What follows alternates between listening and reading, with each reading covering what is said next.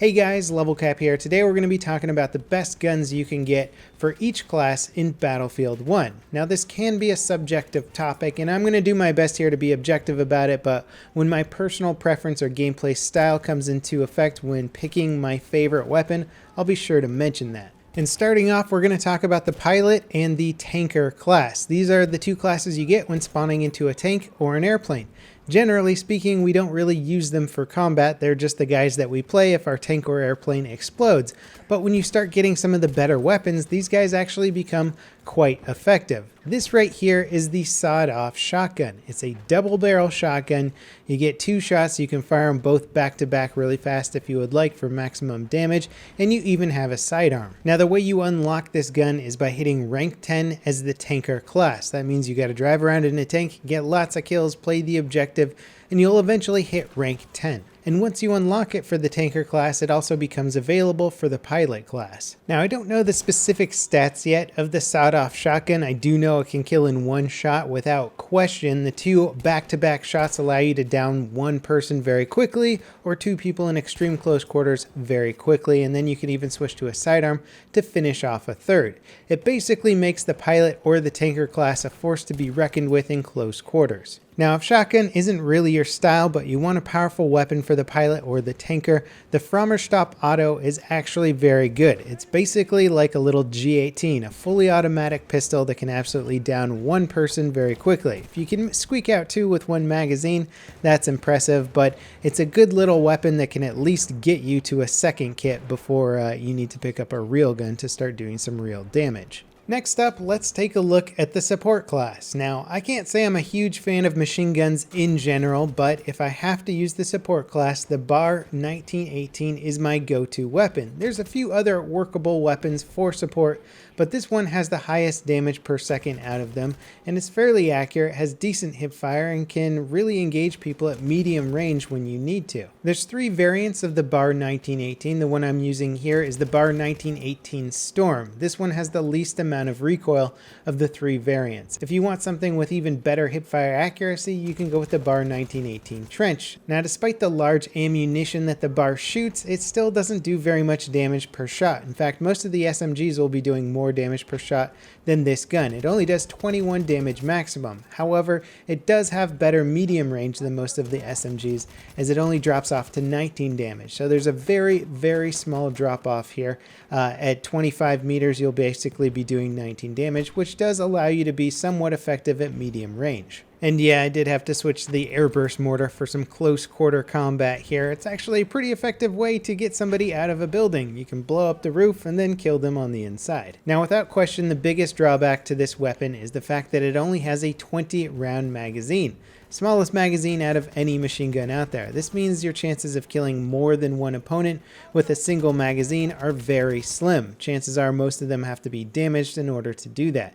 That's why this gun is better at medium range. You're not going to be able to deal with two targets in close quarters if they surprise you. You will have to rely on your sidearm. Now, I'm using the AA optics with this weapon. I think they're better than the standard iron sights and certainly better than the telescopic variants of this gun. Not a huge fan of the telescopic LMGs, as I don't think they have good enough accuracy to actually make use of magnified optics. Now, in my opinion, the support has some of the weakest primary weapons in the game, but the class does make up for that for having some of the best gadgets in the game.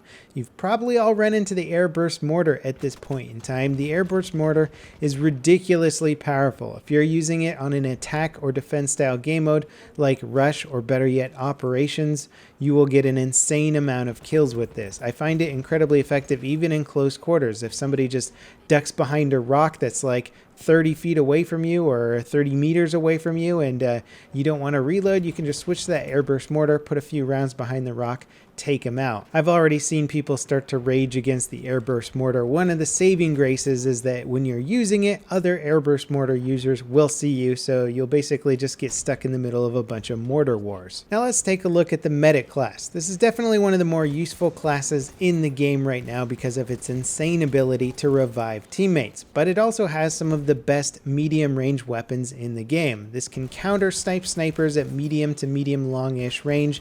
It can even hip fire its primary weapon in close quarters to deal with assaulters or support classes, and at medium range there's really nobody who can stand up to the DPS of a medic, nor the accuracy. That being said, if you've just started playing the medic class and you're at rank 1, you might be thinking, what the heck are you talking about?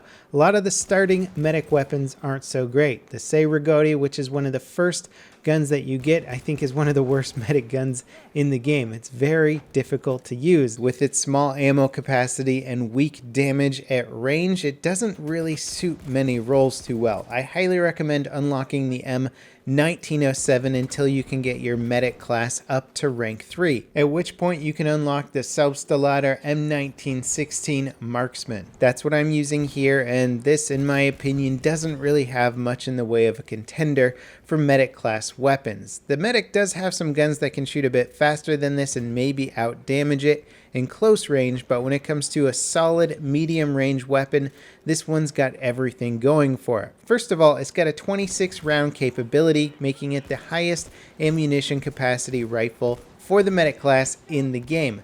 Considering that the gun gives you a guaranteed 3-shot kill and occasionally 2-shot kill in close quarters, you have the potential to kill 8 people with one single magazine. Absolutely great weapon for the medic. You don't have to stop and disengage opponents. You can work through an entire squad of baddies before needing to reload. In addition to which, it has some of the best aiming down sight accuracy out of any of the medic weapons out there.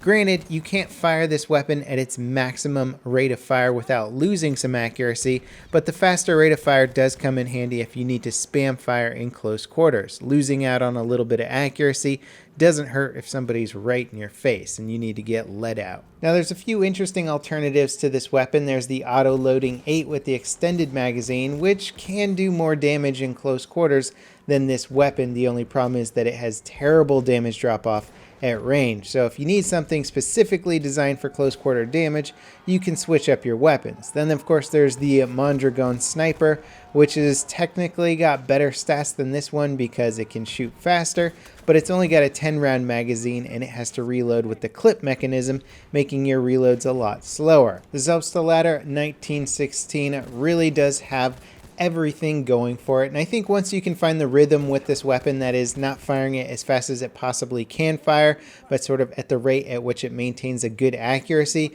you're going to be dishing out a huge amount of damage at medium range, and then you can spam fire in close quarters to take people down even faster. It's a great weapon. I think I have the most kills with this gun right now, and you will not be disappointed once you unlock it. Now let's move to a weapon category that is without question going to be one of the most subjective weapon categories in Battlefield 1.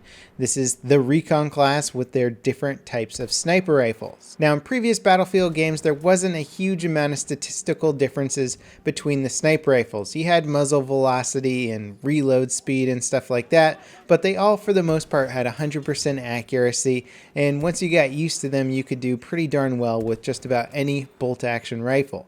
Battlefield 1 is a different story. It's all about the sweet spot. Now, the sweet spot is the range from you at which you can one-shot an enemy without having to get a headshot. You can hit them with a body shot for 100% damage, killing them. And that is an extremely important factor because getting a headshot, especially on a moving target, is very difficult to do in this game. So if you can remove that element and still kill them with one shot to the body, all of a sudden you've got a golden gun. The question now becomes, what is the best sweet spot, or is there one single sweet spot that is the best? Basically, there isn't one that's going to be the best. Different maps will have different engagement distances, so you might want to change up the rifle you're using depending on the situation. I do, however, believe that most sniping occurs in medium to long range. And there's a few sniper rifles out there that really favor this range better than others. There is, of course, the Martini-Henry, which in my opinion has one of the best sweet spots in the game, starting at 30 meters. That means anyone 30 meters to 80 meters is going to die in one shot. Unfortunately, the Martini-Henry has the slowest muzzle velocity in the game, no optics, so you're using iron sights, and it's also got the slowest reload. So it's got a lot of bad statistics. If you can deal with the best sweet spot in the game and overcome the really bad stats otherwise, then you might really enjoy that weapon. It certainly is satisfying.